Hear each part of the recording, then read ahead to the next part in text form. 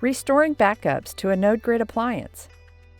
Nodegrid Restore is an easy way to restore backups to an appliance through the web interface. After you log in as admin, go to System, click Toolkit, select Apply Settings. Here you can choose where to get the backup file. You can select one of the three options. The Local System option lets you choose a file locally stored on the Nodegrid. You only need to provide a file name. The Remote Server option lets you download and apply a backup stored on a remote server.